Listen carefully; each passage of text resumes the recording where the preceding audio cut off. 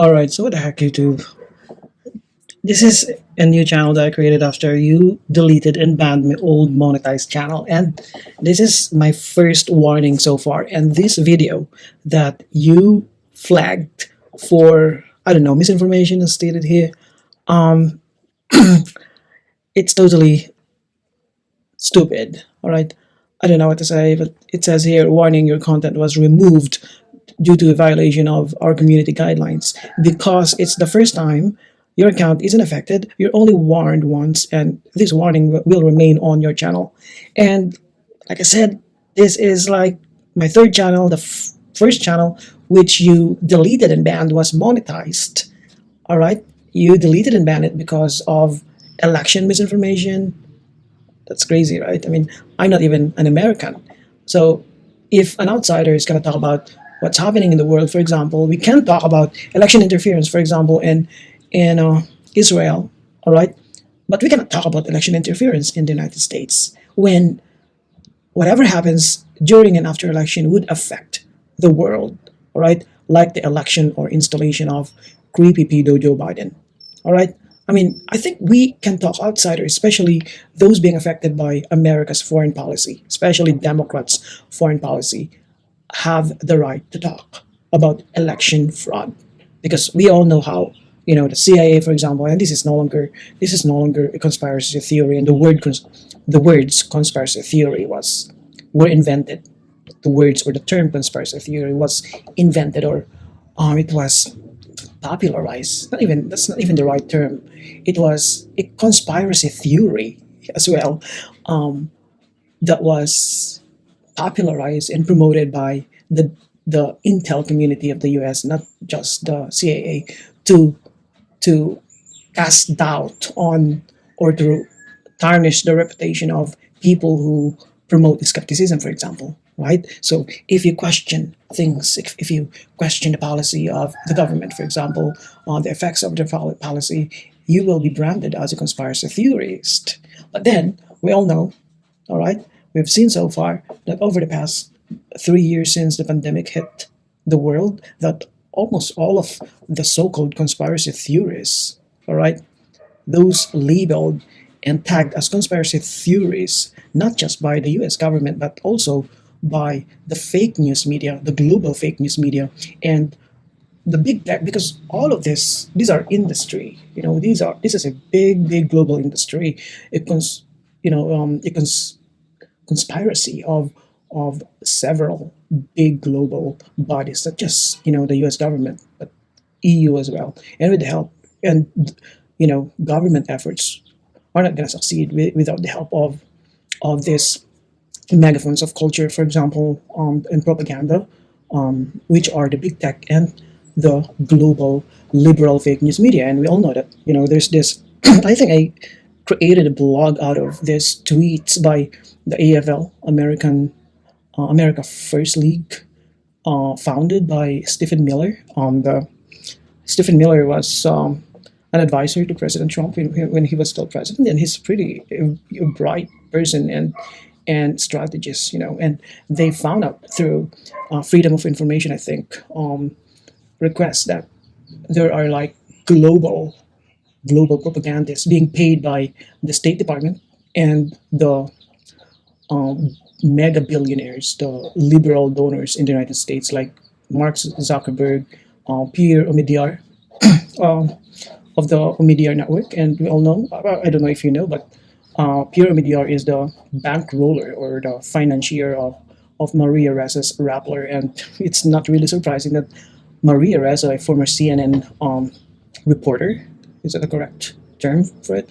Former CNN reporter, got the Nobel Prize. I don't even know if Nobel Peace Prize, Nobel Prize, yeah, for journalism. I think I'm not even interested in that kind of propaganda. It's not surprising. And after that, Maria Reza was like trying to destroy Julian Assange of WikiLeaks, saying that Julian Assange is not a journalist. Are you kidding me? I mean, I'm gonna go to Maria Reza for a couple of seconds or minutes. The only reason why Maria Reza got that award is because the Duterte Pasip Sip the people around Duterte would like to make a sip of Duterte, so they would probably uplift or increase their visibility within the Duterte circle. Yung nagpapasip-sip nga, di ba? Um, that's the only reason why Maria Reza became a martyr or became known so far. I mean, she was already well known as a CNN anchor based in, I think, Indonesia, right? But that award was totally suspicious and not well deserved. But anyways, I mean, they were able to. I mean, by day, I think the United States with being led by the Democrats, for example. I mean, the Democrats is like I don't know who's using who, right? Is it the deep state? What we mean by deep state, and there are a lot of terms for it. And I think, oh, what's the name of this Romanian guy, the anti-woke guy? I mean, I forget. Andrew Tate, for example, has a term for it. He calls it the Matrix, right? The Matrix, and Donald Trump calls it deep state. Other people calls it um, security state, and I call it perpetual security state because they've been there like forever, and they continue to gain power through the help of both parties, the uniparty, as they call it in the United States. So, I mean, who's using who? Is it the Democrats using this perpetual state, or the perpetual state using the Democrats? But whoever is in power, for example, I mean, they keep growing their power.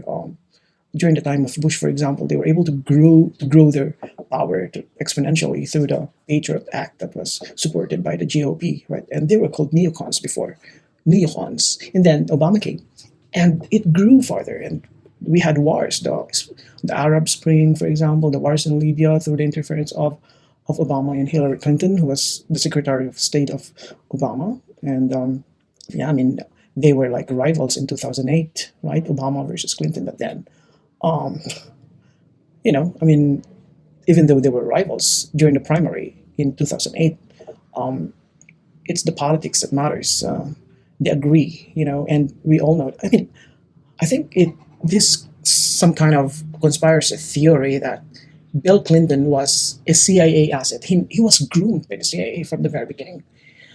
Is true. I mean, I can see that there are truth with us in that claim, right? May katotohanan.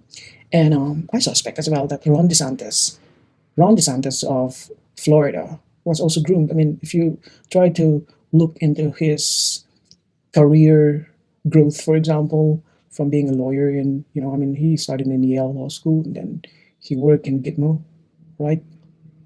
The so-called but terrorists in Gitmo. I mean, yeah, I mean, that's the usual career path of someone who was groomed to be in power someday. I mean, who's grooming them? I don't know, but you can call this conspiracy theory. But I like listening to Whitney Webb, for example. But anyways, I'm going way out of topic already because I'm supposed to talk only about. I mean, if wonders happen when your subconscious mind works so well, right? So, all right. Yeah, I mean, this post that I a post I posted in 2020. It was 2022 when I posted this, but I think this is a repost, right? Because what happened is I had this monetized channel deleted by YouTube in 2020, and I created two more channels, using duplicate contents from this channel, and um, and yeah, this was posted in 2022. And if you're gonna check, for example, it was deleted or removed because of violation of community guidelines. And what was that guideline? It's misinformation. And if you're gonna check on the title of my post, the title is YouTube censors dislikes on YouTube on Joe Biden videos, which is a fact. Proof big tech and fake news interfered in 2020 polls. And that is, although debatable, but the first time in history that a platform like YouTube removed the dislike button was after creepy pedo Joe Biden won the election and got bashed for election fraud. Because I watch the election in the United States. I see how the fraud and rigging happen in real time, and there are a lot of ways to do election fraud. It's not just what we call in the Philippines dagdag bawas, right? Election fraud is a very general term and concept. So, for example, FBI interfering on behalf of Joe Biden by uh, by claiming that the Hunter Biden video is Russian disinformation. That's a form of election fraud and interference, including the 51 Intel officials who lied to the people, to the American public. All right. And they claim that, it's all the Hunter Biden laptop is all Russian disinformation. And Twitter used that to censor New York Post, who first blew the whistle, who first reported on the matter, right? And then the global media went went for it. They supported that narrative, including the media in the Philippines who were just copy pasting all this propaganda from these news wires like AP, AFP, Bloomberg, and so on. So, I mean, yeah, it's that those are examples of election rigging and election fraud. And it's pretty clear. We're not just talking about how these suitcases containing ballots in Georgia, all right, suddenly appeared from under the table after they declared that, hey, we need to go home because of this, kasi may pumutok daw na the pipeline burst or exploded, something like that, and they used that as some kind of an excuse to force other people or watchers to go home, and then some left, and then they started pulling up these suitcases containing ballots, and that's when Biden, who was losing prior to that particular timeline, started to gain more and more thousands of votes. And we know that in Georgia, the margin or the losing margin of Trump is pretty slim in all those five swing states, for example. So, anyways, I'm just trying to give you the context here. Why the heck did I say? And we are just talking about YouTube censoring dislikes in favor of Biden because they don't want to embarrass Biden. Because all of the videos of Biden on the official White House channel, for example, they were getting so much dislikes. They're being ratioed by the viewers. So I think I can still play here. If we're gonna try to review, so I'm getting a warning here. This is actually my new channel I created after the fact, after my old account was banned. Anyways, let me just try to play this video of Biden so you can probably see the context here. It's just a 1 minute and 48-second video. We have put together, I think, the most extensive and inclusive voter fraud organization in the history of American politics. Call it dementia or just plain stupidity, because this guy has been lying about his life for decades. He plagiarized the life of a British politician in 1988 when he first ran for election and back out because he was exposed to be a fraud. Now, with the help of the big tech, fake news, deep state. So that's actually me doing this monologue because I don't show my face. So, I mean, it's all about monologue, I think. I think I compared him to the likes via election gotten by oh, I think that's a different video. I did compare the likes for Biden and the likes for Duterte, for example, and the the comparison is pretty clear. I mean, Biden is not even getting um, a good number of likes at all. All of his videos on the White House channel um, got more dislikes. So, anyways, one thing that I need to discuss is because we are going to read the policy here. Because did I already tell you that the first time in history, for example, um, oh, I think I need to adjust my screen here. This is election integrity here that we're talking about. So the policy here is election integrity.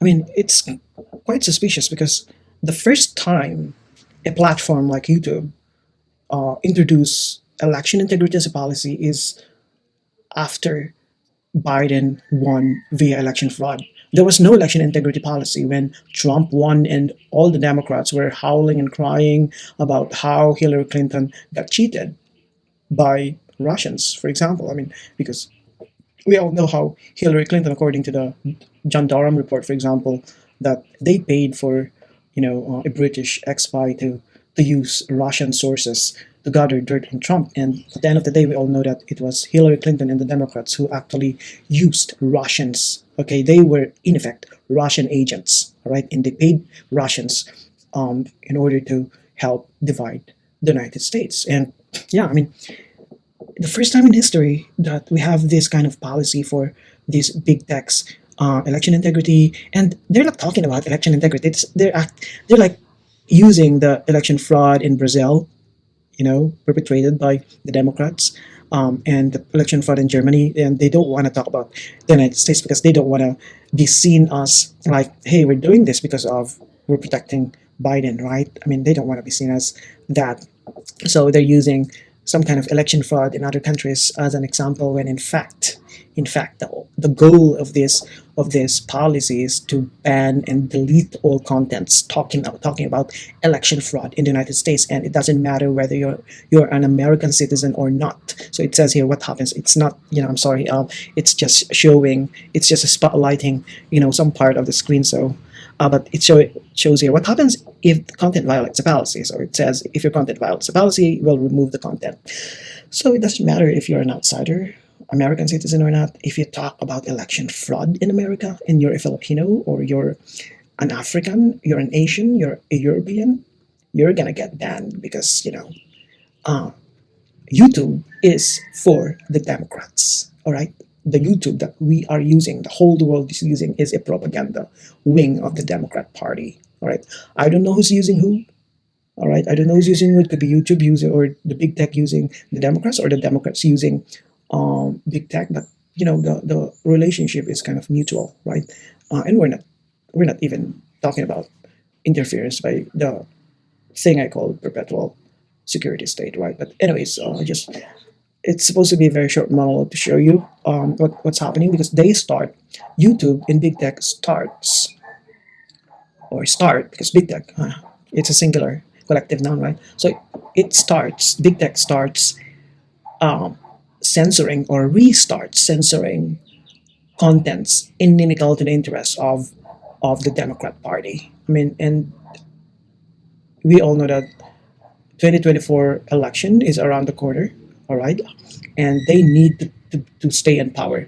They cannot let Trump be in power, because if Trump regains power, I don't know what's gonna happen, because Trump swore, he promised that he's gonna appoint special counsel and fire individuals within the federal government who deserve to be fired, right? And I mean, that's the problem with Trump. I mean, I cannot actually blame Trump for that, because he was never a politician, and there were people around him who suggested or recommended people who were not supposed to be in power. Like, for example, uh, Jeff Session, if you remember, the first AG, Jeff Session.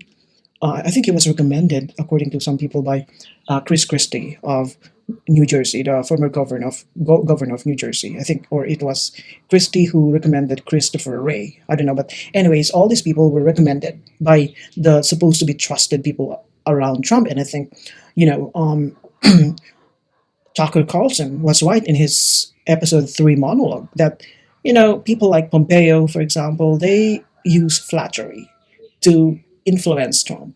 They use flattery because, Trump is, I don't want to say it, it's some kind of a narcissist, but in a good way. I mean, he likes to be praised, but then that's his weakness. And I hope that he's learned something from that experience, and he's going to bring that learning and realization to his second election as president, should he win in 2024. So, yeah, I mean, there were a lot of mistakes done by Trump, but compared to Ron DeSantis, who I really suspect to have been groomed by, I don't know, it could be the CIA or the intel community, his career track record from, being a law student in Yale University up to when he worked as, I think, a military lawyer in Gitmo.